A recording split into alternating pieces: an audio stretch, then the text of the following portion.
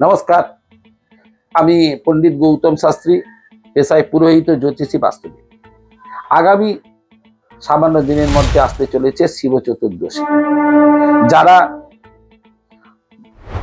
নারীরা, বঙ্গ নারীরা রয়েছেন বা মা বোনেরা রয়েছেন, সকলেই শিবের আরাধনা করি আমরা। কেননা পার্থিব জীবনে যাতে আমরা ভালো স্বামী পাই, এইটা চিরাচরিত প্রথা হয়ে আছে। না, শিব শব্দের অর্থ হচ্ছে মঙ্গল। জীবনের মঙ্গল প্রাপ্তির জন্য শিব পূজাটা সব থেকে ভালো।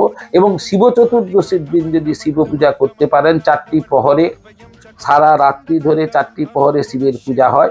সেই পূজার দিন যদি আপনারা বেল এবং পাকা কলা নিয়ে, আমরা সচরাচর করে থাকি নিয়ে যাই দুধ তো নেবেনই, দিয়ে মচা ফল হচ্ছে কলা দিয়ে যদি আপনি শিবের পূজার আরাধনা করতে পারেন, তাহলে শিব সন্তুষ্ট হয়।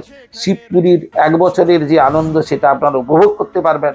শিবের কাছে কায় মনোবাক্যে আপনি কামনা করবেন। শিব কি দিতে পারে?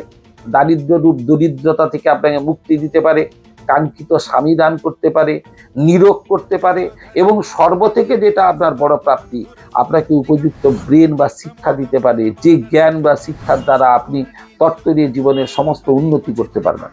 তাই সমস্ত মা ও বোনেদের বলি, শিবরাত্রির দিন কায় মনোবাক্যে আপনারা শিবের আরাধনা করুন। শিবের আরেক নাম আশুতোষ। যা চাইবেন তাই পাওয়া যায়, অল্পতে উনি সন্তুষ্ট হন। এই জাতীয় ভিডিও পেতে গেলে আপনারা আমার সঙ্গে যোগাযোগ করতে পারেন। আমার প্রোগ্রামটিকে সাবস্ক্রাইব করবেন। খুব ভালো থাকবেন, সুস্থ থাকবেন।